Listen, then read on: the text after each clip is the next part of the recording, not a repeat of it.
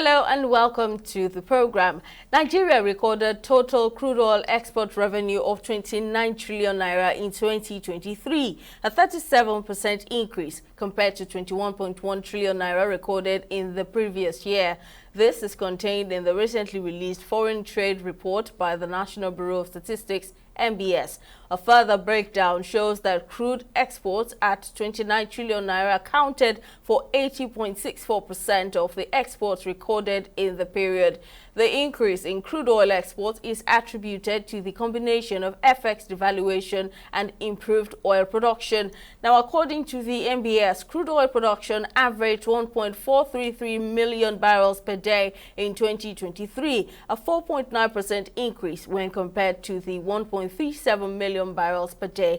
Despite the significant increase in oil revenue, it's important to note that the oil component of the Federation's revenue in Nigeria still falls below the estimated budget. According to data from the Budget Office, gross oil and gas revenue amounted to 5.58 trillion naira between January and September 2023. This figure represents a shortfall of 20.7% compared to the prorated budget of 7.04 trillion naira for the same period.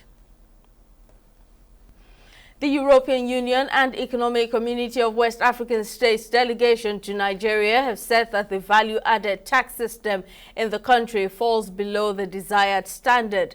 The head of cooperation of the delegation of the EU and ECOWAS to Nigeria, Massimo De Luca, said this at the fourth session of the Steering Committee of the Support Program for Fiscal Transition in West Africa held in Abuja.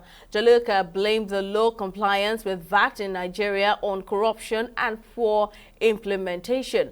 Expressing his concerns, De Luca criticized the current VAT system in Nigeria for not functioning optimally, making it challenging for companies to comply fully and recover taxes, particularly for small and medium enterprises.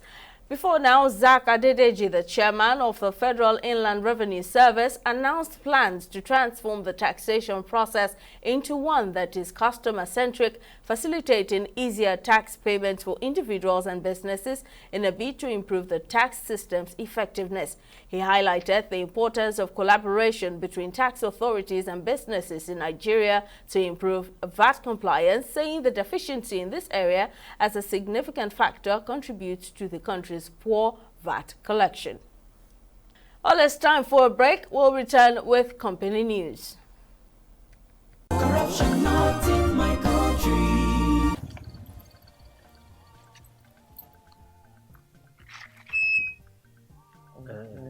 Naira? Yes, Oga. Okay. Where I go come find 300 naira change? I better try look for change now. When they do business. Hey, Timmy. Ade, bro. I be. I beg, give me 200 naira. Make I take sort out this guy. If let's say no get change. Okay, give us. I said 200. Give her 100 naira. Yeah. Okay, I agree to pay 200 naira. How much you think they carry people from that place we carry on the chair? Oga. No, they touch me. Now 100 naira. He agreed to pay. Because that was what you said was the fair.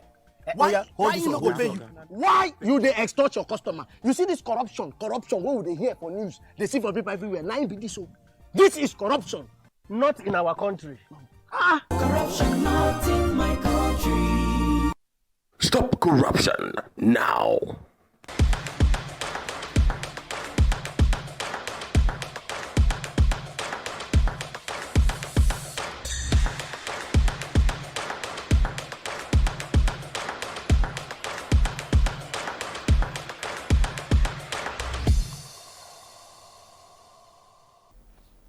Welcome back. Well, businesses in Nigeria and Africa generally will get easier access to key technology solutions thanks to a collaboration between Orange Middle East and Africa and Microsoft. Through the collaboration, Microsoft and Orange aim to support 15,000 businesses throughout 2024 and reach 1 million SMEs by providing access to technology tools and support to accelerate adoption.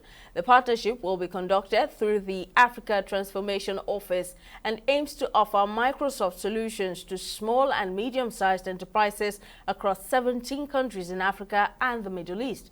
Now, the management of both Microsoft Africa and Orange MEA say the collaboration is a significant step in the commitment to support the digital transformation of African businesses and unleash their full potential to create jobs, stimulate innovation, and contribute to the economic development of the continent. Still on company news, outlook for the Naira exchange rate has been upbeat after a raft of measures, including clampdowns on street traders whose speculative activities have pressured the currency for long. Now, global investment bank Goldman Sachs says it sees the Nigerian Naira gain more ground against the US dollar in the next 12 months. The bank projected the exchange rate of the local currency to the greenback at 1,200 Naira in the short term on the back of policy reforms that could support the currency's recovery. In a research note, the New York-based financial institution highlighted the recent upward interest rate adjustment by monetary authorities in Nigeria and a recent 1.6 trillion Naira bill auction by the central bank as signals that the country is turning the tables on a previous unorthodox policy regime that hindered the Naira from trading freely. Now, in the past 9 months, the Naira has lost about 70% of its value against the dollar following 2 devaluation rounds. As solutions to these problems, Goldman Sachs says that positive real interest rates and capital inflows are central to tackling Nigeria's external liquidity crisis and challenges in the foreign exchange system. Well, we'll take another break.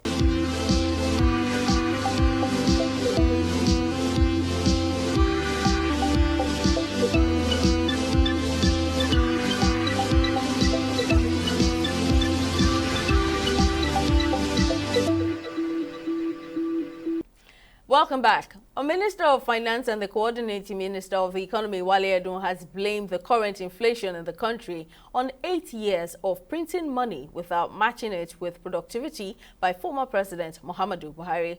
Edun, who disclosed this during an interface with the Senate Committee on Finance, said during the period the printing of the Naira in trillions was carried out without matching it with productivity. Listen to more of what the minister said. We talked about the inflation. And you have helped to solve that. But where has it come from? It's come from 8 years of just printing money. And the issue is that that money was not matched by productivity. It's not like when you earn dollars and you print the Naira alongside it, although there's even a better way than that. But that's still not as bad. It's not as if the money is matched by productivity, increase in output. It is not. And what happened was that for 8 years, the weak were left to their own devices. It is the privileged few that took everything. That's the reality. So that money supply must be sucked back out to balance the economy. You distinguished senators have helped. You have given us the mandate to raise 7 trillion Naira. Which we will do by sucking money from the market, using to pay back the central bank and give the government a balanced books. We are going to audit. Even the 22.7 trillion is still there, and that also must be dealt with through the markets, not through something that was just printed. But we will audit because we need to be sure. Now, the finance minister reiterated the resolve of the federal government to audit the 22.7 trillion Naira Ways and Means advance under former President Muhammadu Buhari's government. The minister, however, assured members of the committee that the federal government would continue to find a lasting solution to the worsening economy.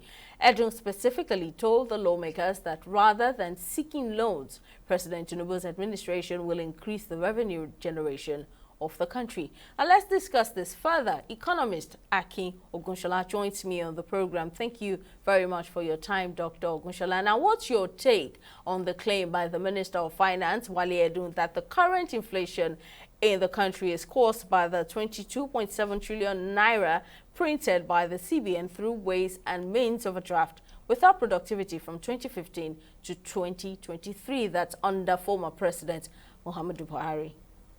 Thank you very much for the question. These are issues that were actually discussed even at that time. I could remember the Edo State governor voiced out, even at that time, that the CBN was actually printing, new notes, and it's going to affect our economy. But I think it was politicized at that time. And they said because he's in the opposition, he's just trying to blackmail the ruling party, with all that. So it's not something that was, we didn't know. We knew it was actually communicated that it's a danger, but the then government actually overlooked it. And they tried to use ways and means to actually cover up the printing of money that they have done. And the National Assembly, ratified all that. It came up also in the National Assembly some days back as to those that actually ratified the ways and means, increasing it to 15% in order to cover the money that has been printed. But it's part of it, actually. I also agree with the minister that the printing of money by the last administration is part of what has caused inflation now for us. But second, is far more than that. That's just one of the problems, but it's far more than that. Now, to address this problem, the minister says that the government aims to raise 7 trillion naira by withdrawing money from the market to repay the CBN and achieve a balanced budget. How adequate is this plan? This plan is still part of the austerity measures that the government wants to actually take. Withdrawing the chunk of money from the citizens or from circulation is also another problem. Making money to be scarce when inflation is also high. Though making money to be scarce or withdrawing money from circulation, especially cash, liquid cash, is also a way to curb inflation. But talking about withdrawing that money to pay back or to make up for what the mistake that government has made in the past, is like putting the burden on the people. I think government should also look at other ways to generate forex into our economy, because it's not majorly the Naira that is actually the problem, just like I said. There are so many things that have caused this problem. Our revenue has been dropping, has been going down. Revenue to debt servicing has been very high. These are part of the problem. Government needs to look for other means or ways to generate revenue apart from oil. And that's the way out. Though what he's saying is also a way out, but I think it's a very, very hard and tough decision of the people. Government needs to look for other means of raising revenue, like from the solid mineral ministry, we can, actually sell some of the solid minerals we have and generate revenue. And or also sell oil or sell gas and so many other mineral resources that God has actually blessed us with, instead of, putting a burden on the people.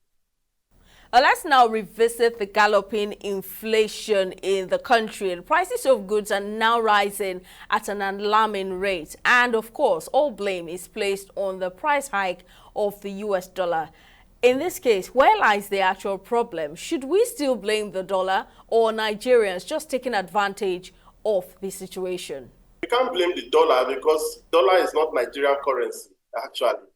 The problem is that we need to earn dollar because our foreign reserve is dollarized, is in dollars, not in Naira. So we cannot say it's because dollar is going up. That's why we're having problems. The reason why dollar is going up is because our revenue in dollars has actually reduced. So our foreign reserve is actually on a daily basis because we need to have enough, dollars for us to meet up with our foreign goods demand. So many people are demanding for, forex for several reasons. They want to go for, foreign trips. They want to import foreign goods, foreign rice. Our crave for foreign, goods is part of the problem. If Nigerians can reduce the demand for forex, for them to go and procure foreign goods, that will also help. That's why we talk about the law of demand and supply. Demand for dollars is very much. And Nigeria does not print dollars. Nigeria only prints Naira.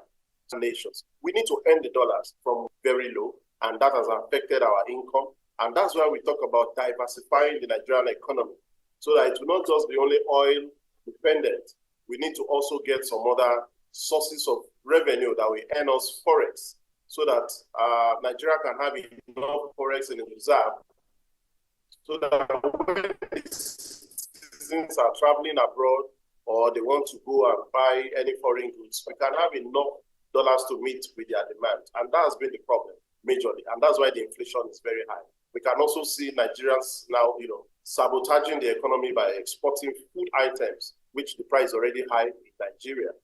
This is a way of showing that, yes, they want to get more profit by going to sell local food with forex, so that they can also get forex and make more profit, which is also a way of sabotaging the government, because the price of this food in Nigeria is actually going high. So these are the issues. Government need to see that we have enough dollars so that we can meet up with the demand by citizens for the dollars in order for them to go and transact internationally. And for government to be able to meet up with that, they need to get more revenue in dollars, so that our foreign reserve will be up a little in order to meet up with the demand of the citizens. So I believe that's majorly the problem. So now that things have become this bad, with prices of commodities having hit the roof amid scarcity of funds, is there any hope for the common man that things can improve, or should we expect things to worsen? Oh yes, there is hope for the common man, because Nigeria has the potential to actually, get more foreign forex. We have oil in abundance. We have tin. We have gold. We have so many other foreign reserves, uranium in abundance, that Nigeria can actually tap into them and sell in order to get more forex. So there is actually hope, because Nigeria has the potential. Nigeria is called the giant of Africa in terms of our economy. Nigeria is the third largest producer of gas, the seventh largest producer of gas in the world, and the first in Africa.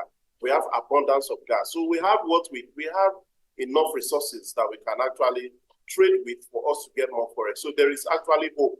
But how we are going to generate all those things is actually the problem.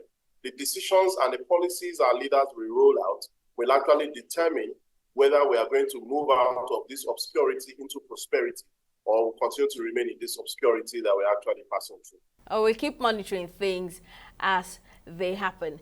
Dr. Akin Ogunshola, economist, thank you for giving your thoughts. That's all on this episode of the program. Thank you for watching. See you next time.